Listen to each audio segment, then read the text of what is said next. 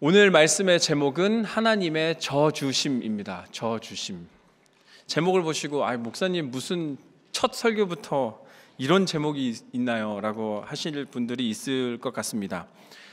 사실 하나님의 저주심은 하나님의 크신 사랑입니다. 큰 사랑.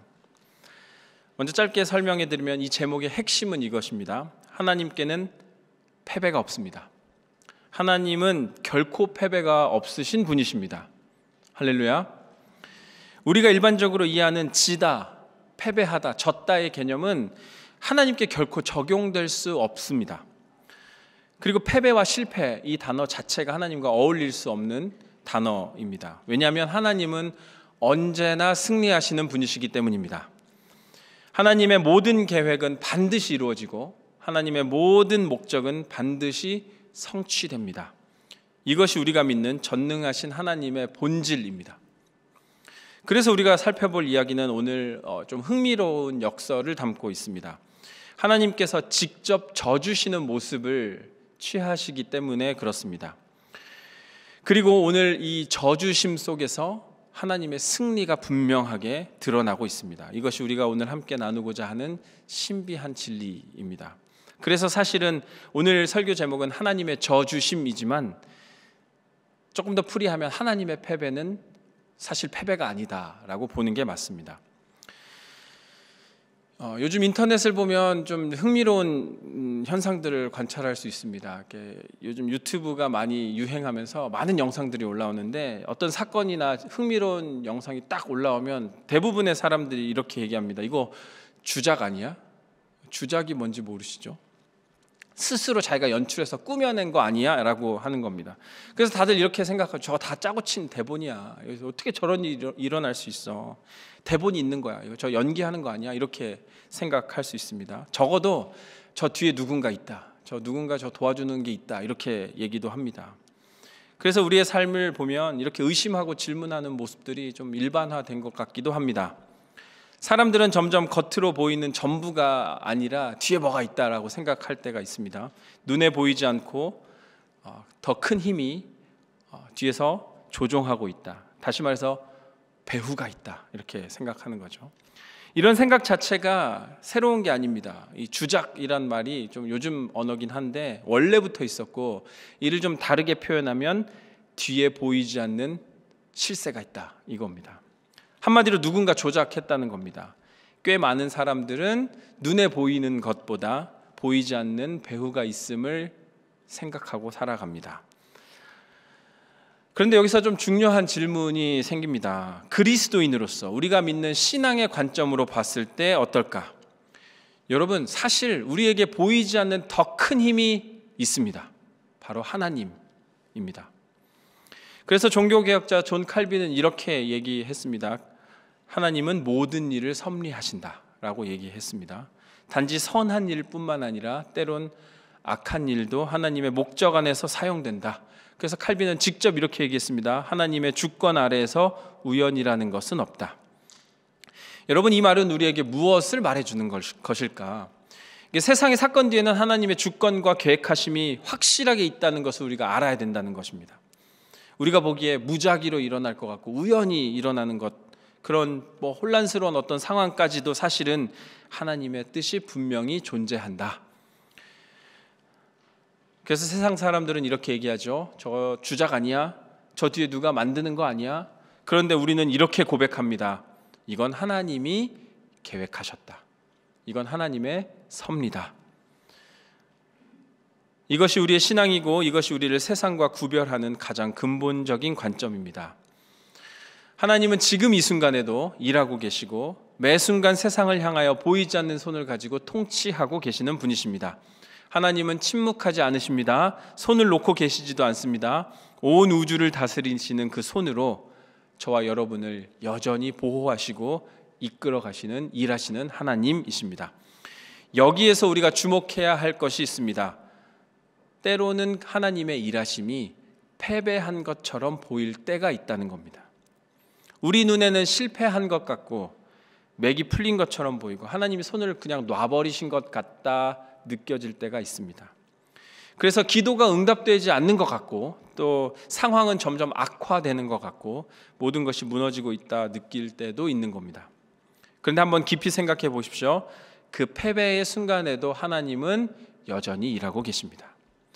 그 패배의 순간에도 하나님의 뜻은 이루어지고 있습니다. 우리가 보지 못하고 이해하지 못할지라도 하나님의 계획은 멈추지 않고 하나님의 주권은 계속해서 작동하고 있습니다. 이것이 우리가 오늘 깊이 봐야 할 신비입니다. 오늘 말씀은 그 신비한 하나님의 저주심에 대한 이야기입니다. 이것은 단순한 이야기로 끝나지 않고 우리 인생의 진실에 관한 이야기입니다. 그래서 오늘 말씀의 사실 제목은 하나님의 저주심이 아니라 하나님의 그 크신 사랑입니다. 오늘 보면 창세기 32장에는 아주 드라마틱한 장면이 기록되어 있습니다. 야곱이 야복 강가에서 하나님과 씨름을 하고 있습니다. 이 사건을 이해하기 위해 우리는 야곱의 상황을 먼저 봐야 합니다. 여러분, 야곱은 지금 매우 위기에 처해 있습니다. 아주 위험한 상황입니다. 그는 이전에 자신의 형 에서를 속여가지고 이게 팥죽 한 그릇으로 장자의 권리를 취해버렸습니다. 게다가 아버지를 속여 그 축복을 실제로 받아냈습니다. 그 일이 있은 후에 야곱은 외삼촌 라반의 집으로 도망가 거기서 20년을 더 살았습니다. 이제 20년이 지나 야곱은 자신의 아내들과 자녀들과 자신의 모든 재산을 가지고 다시 본향으로 돌아가고 있는 겁니다. 그런데 문제가 있었습니다. 형 에서가 아직도 살아있는 겁니다. 야곱은 형 에서를 만나야만 했고 그것이 두려웠던 겁니다. 왜냐하면 자신이 과거에 형에게 한 그 일 때문에, 형을 속였던 일 때문에 복수를 받을 수 있다고 생각했습니다. 그래서 야곱은 자신의 가족들을 이미 강 건너로 보내놓고 자신의 모든 재산도 보내놓고 이제 홀로 야복강에서 밤을 지내게 됩니다. 오늘 본문 24절에 이렇게 기록합니다. 야곱은 홀로 남았더니 어떤 사람이 날이 새도록 야곱과 씨름하다가. 여러분, 이 어떤 사람이 바로 하나님이십니다. 하나님께서 인간의 모습으로 나타나셔서 야곱과 씨름하시게 된 겁니다. 그 싸움은 단순한 몸싸움이 아니었습니다. 이것은 단순한 육체적인 격투, 힘겨루기가 아니라 야곱의 인생을 견 전체적인 삶의 씨름이었습니다. 이것은 자신의 과거, 자신이 행했던 죄악들, 자신의 두려움, 자신의 교만, 자신의 모든 것을 내려놓는 영적인 씨름이었습니다. 그리고 여러분, 놀랍게도 야곱이 이겼습니다. 야곱이 이겼습니다. 야곱이 하나님과의 씨름에서 이겼다는 사실입니다. 말 그대로 이겼습니다. 그런데 이것은 매우 역설적 표현입니다. 생각해 보세요. 어떻게 하나님을 이길 수 있을까? 인간이 어떻게 하나님과 겨루어 이길 수 있을까? 그렇기 때문에 오늘 말씀은 더 중요한 진실이 있습니다. 야곱의 승리는 야곱의 힘이 아니라 하나님께서 져주셨기 때문에 가능했습니다. 이 시간 하나님의 져주심, 하나님의 패배가 아님을 통하여 부어주시는 그 은혜를 발견해 보기를 소망합니다. 이것이 우리가 오늘 깊이 있게 이해해야 할 진리입니다. 하나님이 져주시는 그 은혜, 첫 번째는 하나님은 져주시는 것을 부끄러워하지 않으십니다. 하나님이 져주신 것은 약해서가 아니라 하나님이 야곱을 사랑하셔서입니다. 저에게 딸이 둘 있습니다. 별로 안 놀라시네요. 저에게는 6살 된 둘째 딸이 있는데 제가 그 둘째 딸하고 종종 가위바위보를 합니다. 가위바위보. 근데 여러분, 지는 게 쉽지 않습니다. 얘가 너무 뻔한 순서, 뻔한 패턴으로 가위바위보 합니다. 그런데 여러분 놀라지 마세요. 이기는 건 제 둘째 딸입니다. 제가 매일 져줍니다. 제가 가위바위보를 못해서 졌을까요? 아닙니다. 제가 져준 것은 제 아이를 사랑하기 때문입니다. 그리고 그 순간의 기쁨, 아빠를 내가 이겼어 하는 그 기쁨의 얼굴을 보는 게 너무 좋아서 제가 져주는 겁니다. 딸이 아버지를 이겼다는 생각이 얼마나 신나는지, 조그만 가끔 제가 이기고 싶을 때도 있지만 그 기뻐하는 모습을 보면 제 마음이 다 녹아내립니다.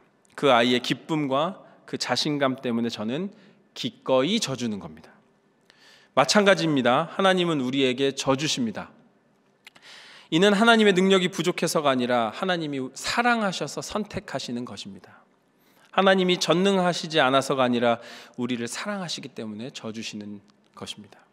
하나님은 우리의 기쁨과 삶 가운데 우리의 자신감을 위하여, 우리의 영혼의 성장을 위하여 우리가 그분과 더 깊은 관계를 맺기 원하셔서 때로는 져주시는 것입니다. 우리 삶 속에 하나님께서 져주시는 일들은 빈번합니다.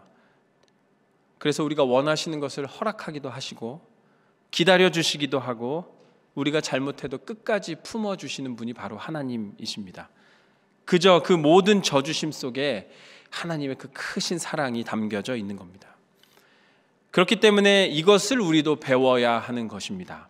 이 원리는 우리의 삶에 적용되어야 할 것 같습니다. 우리의 모든 관계 속에, 특별히 부부 사이에서, 가족 사이에서, 우리 공동체 사이에서 져줄 줄 아는 것이 그리스도인의 사랑의 표현이 되어야 할 줄로 믿습니다.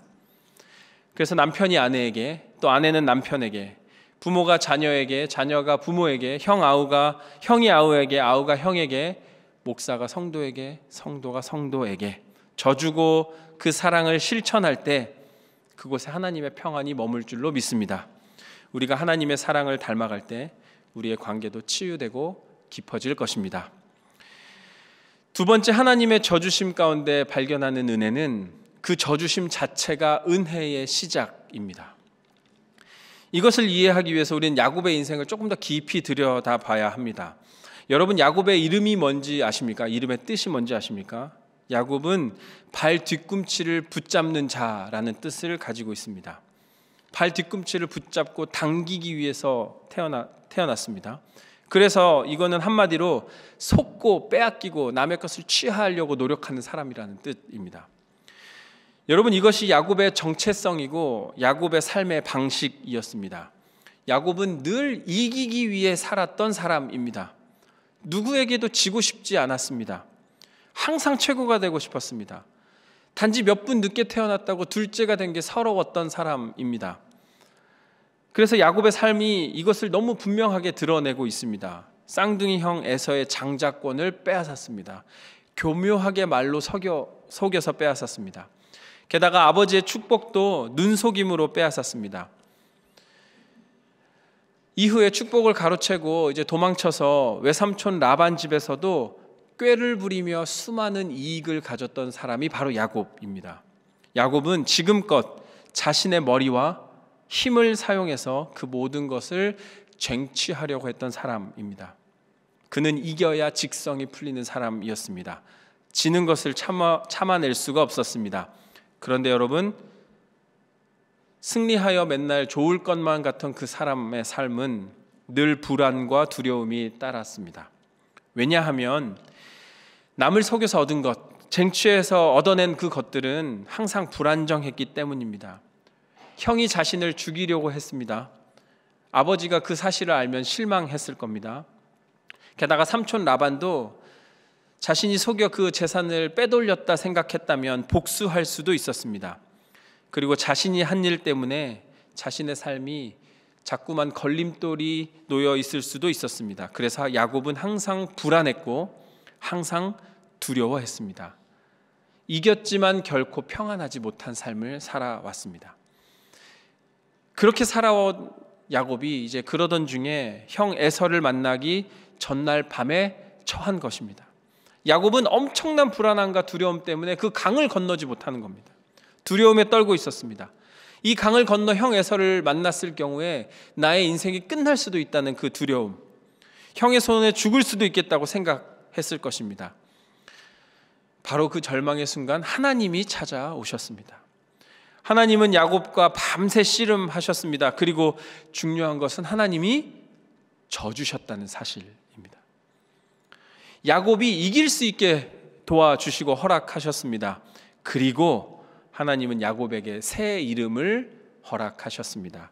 오늘 본문 28절 우리 한 목소리로 같이 읽어보도록 하겠습니다.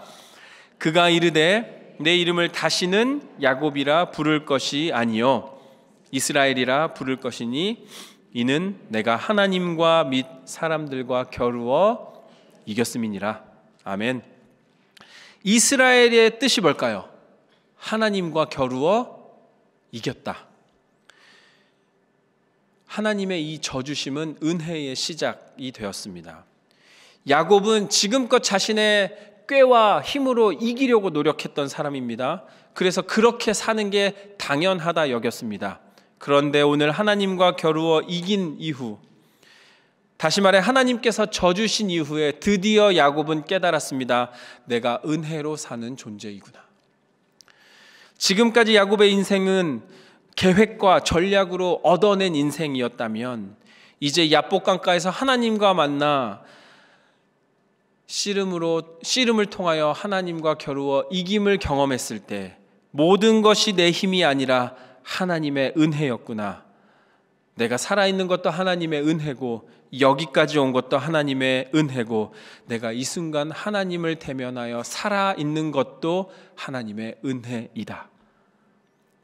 그 순간 야곱은 하나님이 나의 인생의 주권자임을 분명하게 깨달았습니다. 자신이 아니라 하나님이 모든 것 컨트롤하고 계시는 나의 배후가 되신다는 것을 깨달았던 것입니다. 여러분, 하나님의 저주심 이후에 야곱은 이제 완전히 달라진 인생을 살아가게 됩니다. 물론 여전히 야곱은 현실적이고 계산적인 사람입니다. 그렇지만 이제 그 속에는 진실로 나의 하나님 되신 여호와 하나님이 살아계시고 그분을 향한 신뢰와 겸손이 있게 되었습니다. 우리도 마찬가지입니다. 우리의 인생 가운데 우리는 여전히 이기려고 노력합니다. 어떻게든 그것을 쟁취하려고 노력합니다. 그러나 우리가 인생 가운데 경험하는 패배 역시 하나님이 주시는 은혜의 시작이 될 수 있습니다. 왜냐하면 하나님께서 저주심으로 우리에게 새 이름을 허락하시고 새 정체성을 부어주시기 때문입니다. 그렇기 때문에 여러분, 이제 우리는 더 이상 우리의 실패로 정의되지 않음을 믿으시길 바랍니다. 우리의 약함으로 정의되지 않습니다. 우리는 여전히 하나님의 사랑받는 자녀이고 하나님의 은혜로 사는 존재입니다. 우리는 새롭게 태어나고 새로운 이름을 얻게 될 것입니다. 왜냐? 하나님의 저주심으로 말미암아 은혜를 얻기 때문입니다. 하나님의 저주시는 그 은혜를 누리시는 저와 여러분 되기를 주님의 이름으로 축원합니다. 아멘. 세 번째, 하나님이 져주시는 그 은혜는 이것입니다. 이기는 것이 항상 이기는 것이 아니다는 것을 알려주십니다. 오늘 본문을 보면 야곱은 씨름에서 이겼지만 허벅지 관절이 다쳐 평생 절며 살게 되었습니다. 오늘 본문 25절에 이렇게 기록합니다. 자기가 야곱을 이기지 못함을 보고 그가 야곱의 허벅지 관절을 치매 야곱의 허벅지 관절이 그 사람과 씨름할 때에 어긋났더라. 여러분, 겉으로는 승리했지만 몸에 큰 상처가 남았습니다. 그리고 그 상처가 하나님의 은혜의 흔적이 되었습니다. 이후의 삶의 야곱은 이렇습니다. 걸을 때마다, 자신이 절을 때마다 하나님의 은혜, 내가 하나님을 만났음을 기억하며 살았을 것입니다. 내가 거기서 하나님을 만났지, 내가 거기서 하나님과 씨름했다, 하나님이 나를 져주셨다. 그 상처가 영원한 기념이 된 것입니다. 고통이 은혜의 증거가 되었습니다. 여러분, 이것이 오늘날 우리의 삶에서도 여전히 일어나고 있음을 우리가 깨달아야 합니다. 우리도 마찬가지입니다. 이긴다고 모든 것을 얻는 것은 아닙니다. 때로는 이기고도 마음이 불편합니다. 저도 이제 제 딸 6살짜리와 이렇게 논쟁할 때가 있습니다. 논쟁에서 제가 막 우겨서 이겼다 하면 그 아이의 실망한 얼굴 때문에 마음이 편치 않습니다. 우리가 어떤 경쟁에서 이겼지만 그 과정에서 누군가를 상처 입혔다면, 우리가 어떤 싸움에서 이겼는데 그 승리 때문에 나의 이기심이 드러났다면, 여러분, 그 승리가 과연 진정한 승리일까요? 그렇기 때문에 우리는 때때로 져줄 때 은혜를 얻게 됩니다. 져주는 가운데 평안을 경험하기도 합니다. 우리가 우리의 고집을 내려놓고 상대의 의견을 기쁨으로 받아들일 때 우리의 마음에 평안이 생길 줄로 믿습니다. 우리가 우리의 이기심을 포기하고 양보할 때 오히려 관계가 더 깊어짐을 경험하게 될 것입니다. 여러분, 하나님의 져주심을 통해 우리는 중요한 진리를 배우게 됩니다. 세상이 말하는 이기는 것과 하나님이 말씀하시는 이기는 것은 다르다. 세상은 이겨야 돼, 수단과 방법 가리지 말고 승리해야 돼 라고 얘기합니다. 하지만 하나님은 말씀하십니다. 때로는 져주는 것이 진짜 이기는 거야. 겸손한 것이 진짜 강한 거야. 다른 사람을 위해 내려놓는 것이 진짜 사랑하는 거야 라고 말씀해 주십니다. 그렇기 때문에 하나님의 져주심이 패배가 아닌 승리가 되는 것임을 우리는 믿는 것입니다. 여러분, 하나님께서 날마다 승리하시는 분이시지만 때로는 하나님께서 져주심으로 우리로 승리케 하시는 줄로 믿으시길 바랍니다. 우리가 이 은혜를 깨달아야 합니다. 모든 관계에서, 모든 상황에서 이기려고만 하지 말고 때로는 넓은 마음으로 져줄 줄 아는 그 낮아짐을 가지는 저와 여러분이 되시기를 축원합니다. 말씀을 정리하겠습니다. 오늘 본문에서 야곱은 하나님과 씨름한 장소를 브니엘이라고 불렀습니다. 브니엘은 하나님의 얼굴이라는 뜻입니다. 오늘 창세기 32장 30절을 한번 같이 읽어보도록 하겠습니다. 같이 읽겠습니다. 그러므로 야곱이 그곳 이름을 브니엘이라 하였으니 그가 이르기를 내가 하나님과 대면하여 보았으나 내 생명이 보존되었다 함이더라. 아멘. 일반적으로 하나님을 직면한다는 것은, 하나님의 얼굴을 본다는 것은 결국 죽음을 의미했습니다. 구약에서는 누구든 하나님 앞에 하나님 얼굴을 보면 죽는다고 생각했습니다. 왜냐하면 그것은 하나님의 그 거룩하심 앞에 죄인이 설 수 없기 때문입니다. 하지만 야곱은 오늘 분명하게 말합니다. 내가 하나님을 대면했는데도 내 생명이 보존되었다. 이것이 야곱이 깨달은 중요한 진리입니다. 하나님께서 져주셨기 때문에 내가 살아갈 수 있다. 하나님이 야곱을 판단하지 않으시고 넘치는 사랑으로 품어주셨기 때문입니다. 하나님이 야곱을 적대하지 않으시고 져주셨기 때문입니다. 여러분, 이것이 은혜입니다. 이것이 오늘 우리에게도 똑같이 적용됩니다. 우리를 너무나 사랑하신 하나님께서 지금도 우리에게 져주시고 계십니다.